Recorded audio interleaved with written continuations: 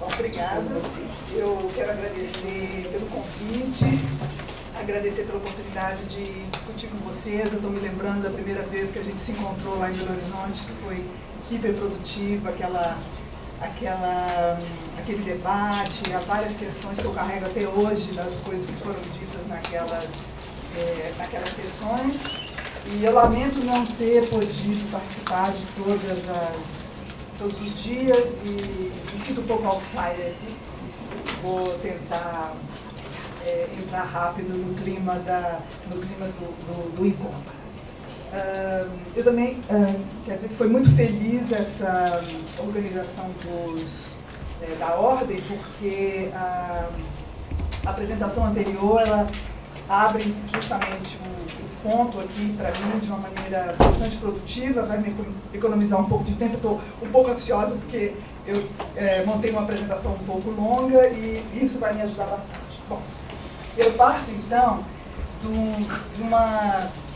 dessa constatação e dessas evidências que foram apresentadas aqui a respeito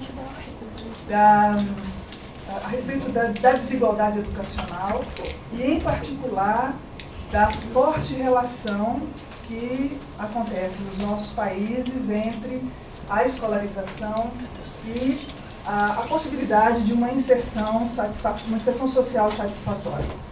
Eu vou me concentrar nessa apresentação, em especial no ensino superior. Isso é uma certa novidade para mim, que até então venho trabalhando com a escola, com o ensino básico.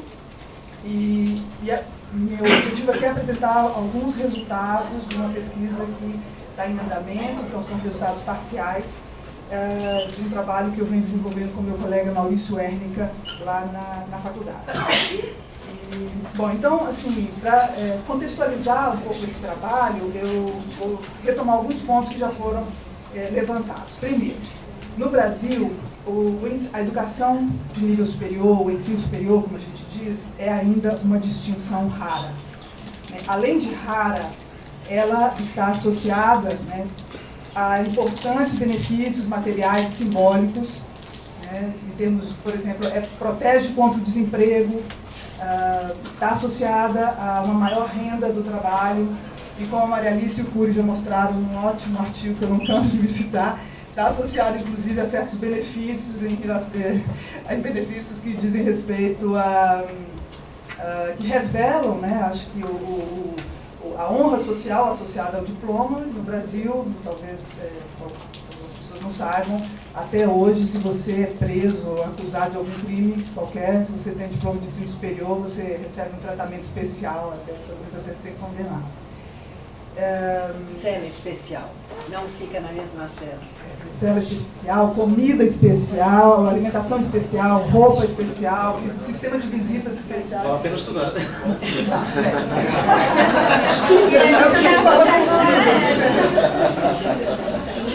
Bom,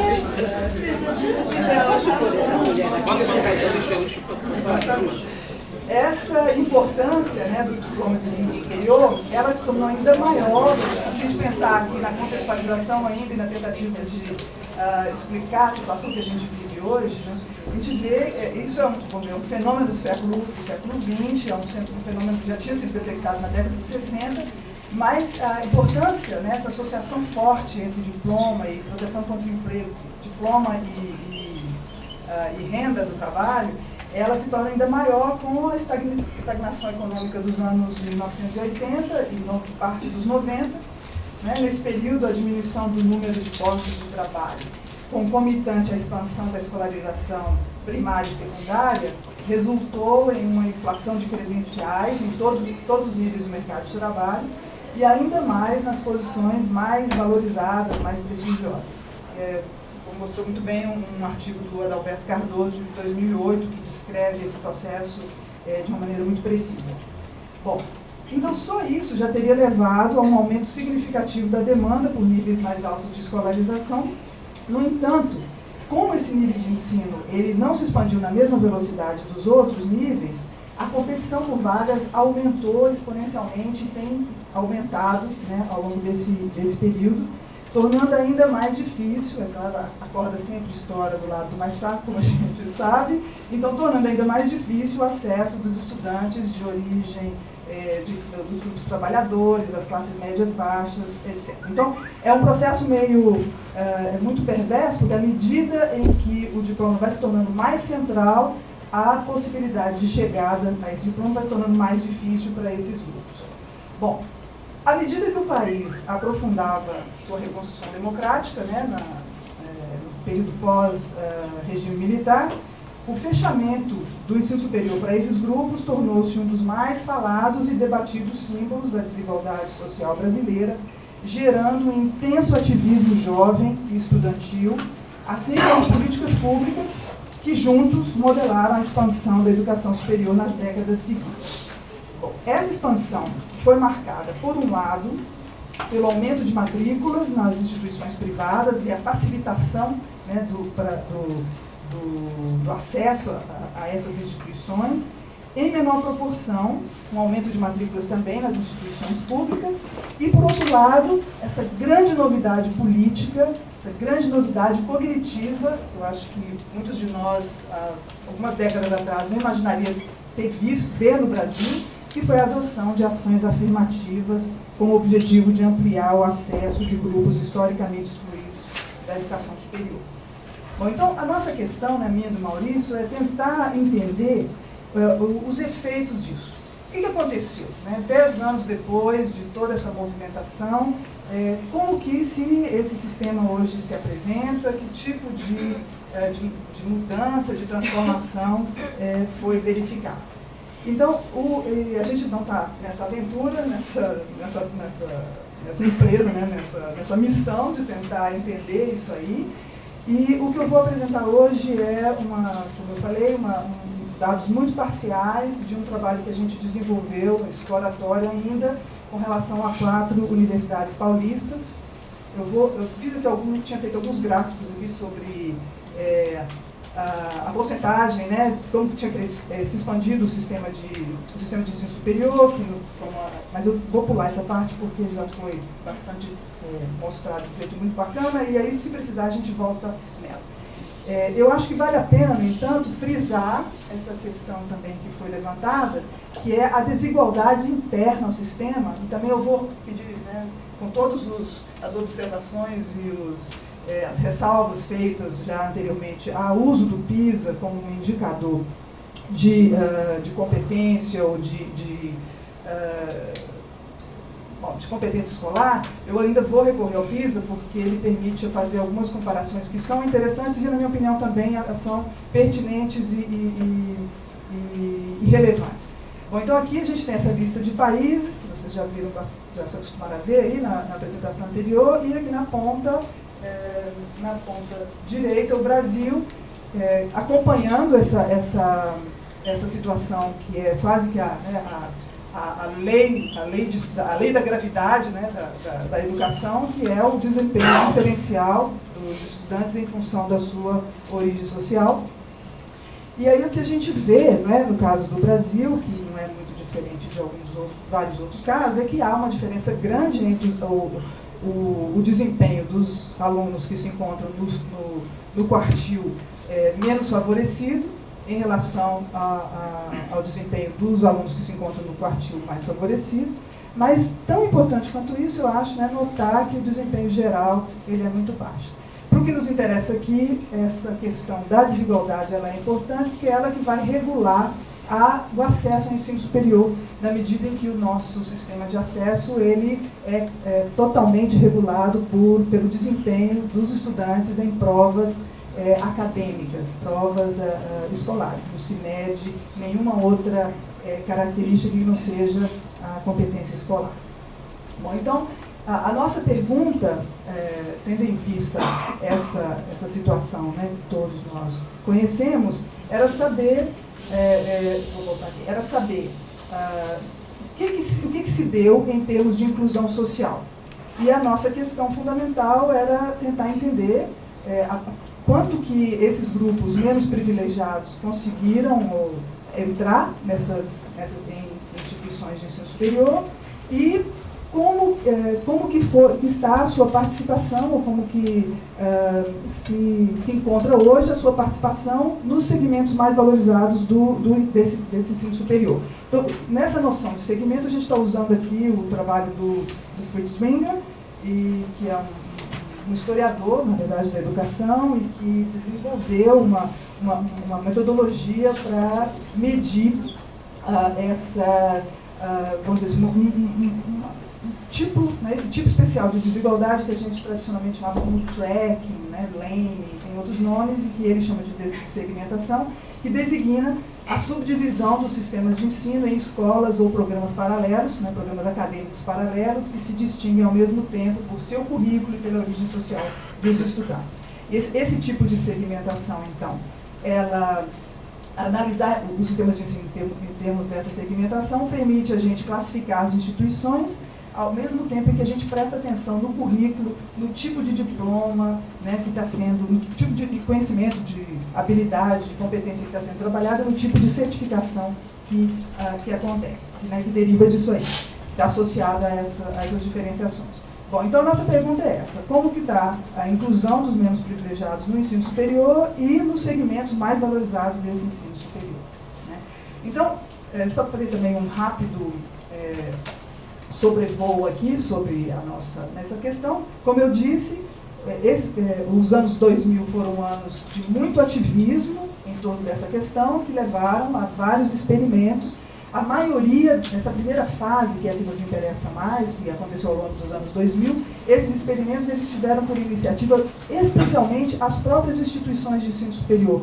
Não havia grandes leis estaduais, ou mesmo, a gente não tinha ainda a lei federal que foi aprovada em 2012, que instituiu reserva de vagas em todas as universidades federais. Então, nesse período, que eu vou focalizar aqui, é um período em que as iniciativas, isso que eu acho que é um elemento político super interessante, que eu não vou ter tempo de desenvolver aqui, as iniciativas elas começaram primeiro como iniciativas locais, vamos dizer, que diziam respeito a determinadas lutas em torno de certas instituições. Bom, e depois os efeitos se fizeram sentir em outros níveis. Bom, então, houve a expansão da oferta, houve a adoção de medidas para facilitar o acesso desses estudantes, muito aquém ainda do que a gente considera, o Brasil ainda, a taxa de concluintes no ensino superior ainda é muito baixa, mas houve um aumento aqui não desprezível, significativo no número de matrículas, como vocês podem ver. Se eu estiver correndo, vocês me falam, então eu estou ansiosa. Vai chegar até o fim. Bom, sem ganhar os bilhetinhos aí da Maria. Bom, mas aí a gente vê, que essa evolução do número de estudantes matriculados, as curvas são bem diferentes quando a gente analisa separadamente o setor público e o setor privado. A expansão ela foi principalmente deixada a cargo ou estimulada no setor privado, e em menor nível, em menor grau, no setor público, como, eu não preciso repetir aqui para os brasileiros, mas talvez para o pessoal de Portugal, que não tem vindo aqui muito, mas talvez, tem que frisar que é onde se distribui, pela maior parte, os diplomas, as certificações mais valorizadas no mercado de trabalho, no mercado matrimonial, para todo lado. Então, esse setor, das instituições públicas, um setor particularmente sensível a essas demandas e a essas questões levantadas. Bom, em termos das ações afirmativas, eu vou usar aqui os dados de um estudo que foi desenvolvido pelo grupo do João Félix Júnior, da UERJ, que é o grupo de estudos das ações sobre as ações afirmativas. E então eles fizeram um acompanhamento nesse período ainda antes da lei de 2012, mostrando como que se distribuíram essas experiências nas diferentes regiões do país, por instituições também, etc. Então a gente vê que, com exceção da região norte, houve uma aderência, ou uma adesão muito grande das instituições a algum tipo, a necessidade de desenvolver algum tipo de iniciativa nesse sentido. Essas ações afirmativas, elas se deram nesse período, principalmente por meio do dispositivo de reserva de vagas, 84% dos casos, 59% das instituições. Num número menor, adotou bônus, e bônus significa dar uma nota a mais, né, no momento do exame vestibular, para algumas categorias de estudantes, dar uns pontos a mais, na verdade. E em outras, houve também se instaurou também, se instituiu também esse dispositivo que se chama acréscimo de vagas. Então, o número de vagas que já existem, se cresce um pouco a mais para acolher esses estudantes tradicionalmente excluídos. Bom, no caso das 4 universidades públicas paulistas, esses dois processos, né, de expansão de vagas e ação afirmativa se desenrolou da seguinte maneira. A Universidade Federal de São Paulo, que sujeita imediatamente as políticas do governo federal para a expansão, ela foi ampliada em 8 vezes, e essa ampliação ela se deu pela criação de vários campi em diferentes regiões do estado, diferentes regiões da cidade de São Paulo, da região metropolitana de São Paulo e do estado de São Paulo. A Unicamp, que é a Universidade Estadual de Campinas, o processo foi um pouco diferente, mas ela sofreu também um processo de expansão, aumentou em 41% o número de vagas, e também a criação de um novo campus. A USP aumentou em 35% o número de vagas, também com a criação, e também a criação de novo campus também. Então, não é que todas as vagas foram aumentadas, todas as novas vagas estavam nesses novos campos, mas houve um aumento de vagas e também a criação desses novos espaços, geralmente em regiões da cidade com pouca tradição de oferta universitária, certamente com pouca tradição de oferta universitária pública. E, além disso, a região metropolitana de São Paulo ganhou uma nova universidade federal, que foi a Universidade Federal do ABC, criada em 2005, com uma organização curricular um pouco diferente e organizada em 2 campos. Em termos de ação afirmativa, as 2 universidades estaduais, elas não adotaram nenhum regime de reserva de vagas, até hoje elas não adotam. Elas instituíram um sistema de bônus, ou de acréscimo na nota, aos estudantes oriundos de escolas secundárias públicas, e no caso da Unicamp também um acréscimo de nota aos estudantes autodeclarados negros, pardos e indígenas. A Universidade Federal do Estado de São Paulo, nessa época que eu vou focalizar aqui hoje, que é 2012, ela instituiu um sistema de reserva de vagas.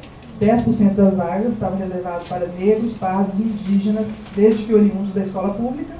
E a Universidade Federal do ABC inovou na medida em que foi criada, já instituindo reserva de vagas para estudantes oriundos da escola pública.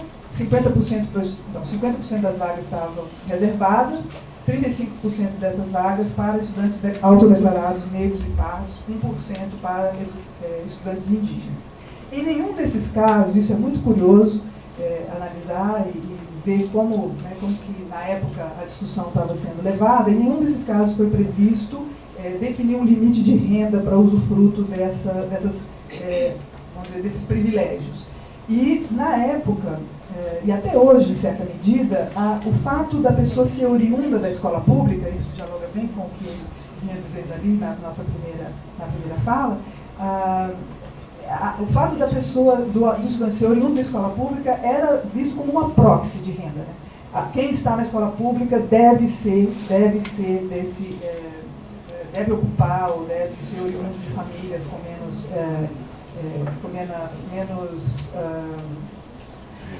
recursos econômicos, com um nível socioeconômico inferior aos que estão na escola privada. Bom, aí o que deu? Né? Então a experiência foi montada desse jeito e a gente foi tentar entender o que aconteceu. A gente trabalhou com os dados disponíveis, então a gente montou uma faixa de renda que é um pouco bizarra, vou mostrar para vocês. A gente tentou ver em cada universidade como que estava a concentração dos estudantes oriundos de famílias com mais de 5, que recebiam mais de 5 salários mínimos de renda, que declaravam isso, né? E também, por outro lado, procuramos ver a proporção de estudantes oriundos de famílias com renda familiar per capita de até 1,32 salários mínimos. Então esse número é engraçado aí, porque é o número que permite a gente pela maneira como os dados estão organizados, permite a gente comparar as 4 instituições. Não é que a gente tem um fetiche como 1,32, não. Bom, então, eu coloquei aqui na última linha, né, os dados da população brasileira que vive com essa renda, para a gente ver um pouco como que essa população está representada dentro das instituições. Então, a gente vê, no caso a Unifesp ficou de fora, então vou colocar aqui, no caso da Unifesp, todos os números caem pela metade nessa primeira coluna, e eles são praticamente o dobro na segunda coluna. Então, Unicamp, USP e o FABC ficam muito próximos, né, em termos da população mais privilegiada, e também muito próximo em termos da população menos privilegiada. Dizem que a USP até se destaca um pouco aí, nesse sentido. Em termos da escolaridade das famílias, né, a gente vai ver também taxas muito próximas na USP e na Unicamp, a UFABC e a Unifesp recebendo aí alunos, estudantes, mais ou menos no mesmo grupo. Bom, a partir daí a gente montou um modelinho de estratificação social, tentando selecionar os alunos em função de 2 características: a escolarização do pai e da mãe e a renda. Então a gente montou aqui, definiu um primeiro extrato, o extrato 1, que é formado por estudantes cujos pai ou mãe tem um diploma de ensino superior e a renda maior que 1,32 salários mínimos. Depois, pai ou mãe, o extrato 2, pai ou mãe sem diploma de ensino superior, mas com essa mesma renda. O extrato 3, pai ou mãe com ensino superior e com uma renda menor que 1,32 salários mínimos. Pai ou mãe sem diploma de ensino superior e com renda menor que 1,32 salários mínimos. E aí a gente achou o seguinte, olha, em termos do extrato 1, né, a gente vê, desculpa, essa parte vou facilitar um pouco aqui, andar um pouco mais rápido, vou tratar só das duas, o FABC e o Unifesp, são as duas federais. Então, em termos do extrato 1, a gente vai ver o maior fechamento da UFABC aos grupos menos providos de recursos escolares e sociais, né? A gente vê também uma coisa interessante, é que o extrato 2 tem mais diploma, vou colocar aqui,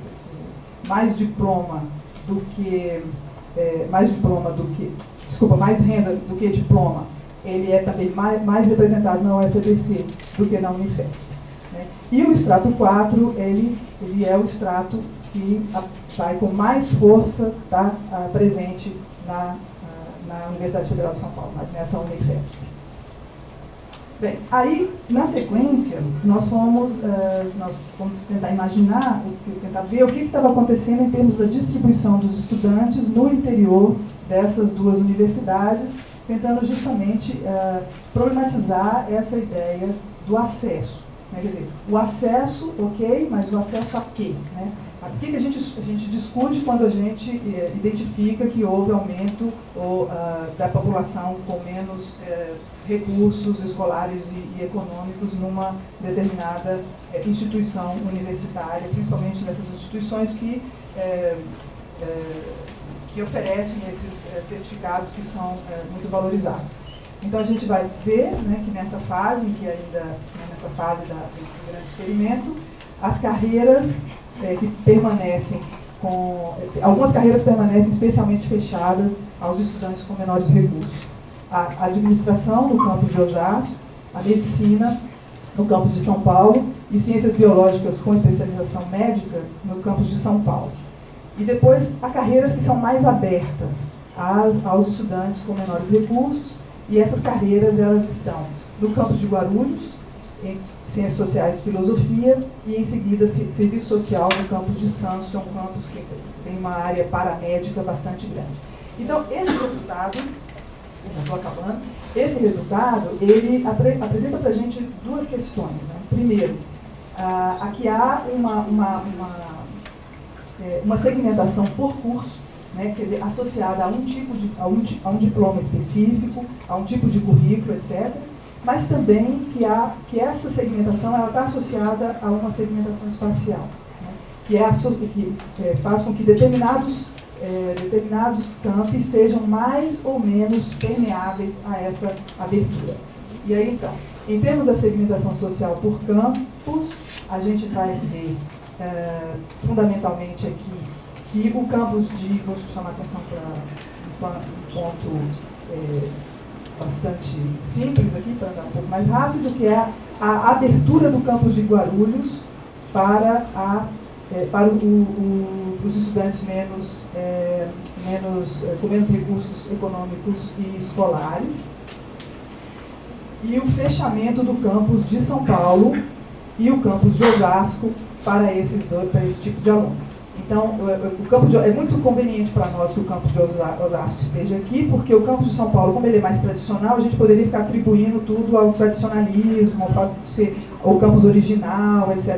Mas vocês veem que tem um novo campus aqui que sofre o mesmo problema. Em termos de vamos dizer assim, um alinhamento muito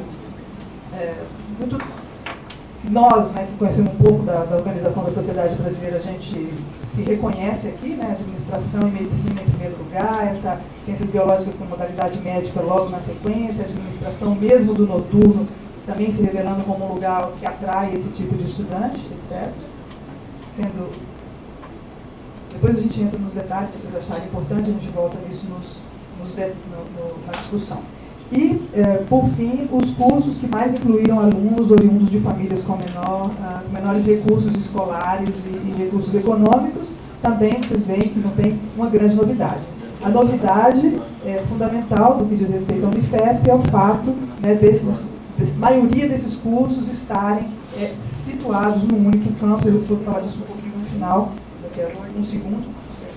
Bom, quando se fala da UFABC, como eu disse, a UFABC ela foi organizada com uma proposta curricular diferente. Eles têm, o curso ele tem apenas duas divisões, que é o Bacharelado de Ciência e Tecnologia, o Bacharelado de Ciência e Humanidades. Os alunos fazem 3 anos, eles entram para essas duas fileiras, eles fazem 3 anos juntos, ao final desses 3 anos é que eles se separam para fazer as modalidades profissionais, engenharia, administração e outros que podem existir. E aí, o que a gente vê de muito interessante aqui é vamos dizer assim, uma novidade, uma inovação pedagógica que nunca tinha sido experimentada no Brasil e que faz com que vocês vão talvez ver aqui melhor na tabela, faz com que haja muito pouca diferenciação entre os cursos, entre os campi. Né? Então, tudo se passa assim, como se essa modalidade, essa forma de organizar o currículo, ela tivesse permitido uma maior heterogeneidade dos jovens. Né? Você consegue fazer turmas mais heterogêneas por mais tempo e uma menor segregação. Então, a gente tem, em cada bacharelado, você tem baixo diploma, é mais comum ter baixo diploma do que baixa renda. Tem uma porcentagem não desprezível de famílias com renda mais alta, mas com baixos diplomas que recorrem a essa universidade. Há um baixo diploma no noturno, né? Famílias com menos diplomas, seus filhos estão no noturno. A baixa renda está também no noturno. Então, nós temos essa segmentação diurno-noturno, mas a gente tem uma baixa variação entre os estratos dos diferentes cursos e dos diferentes campos, que a gente acha, então, que é o efeito desse bacharelado integrado, que gera uma maior heterogeneidade intra-cursos e entre os campos. Bom, então, conclusão, antes de receber o 0 minuto, esse trabalho, né, que a gente está se encaminhando agora para discutir a situação, tal como a gente pode examinar no momento atual, né, essas leis,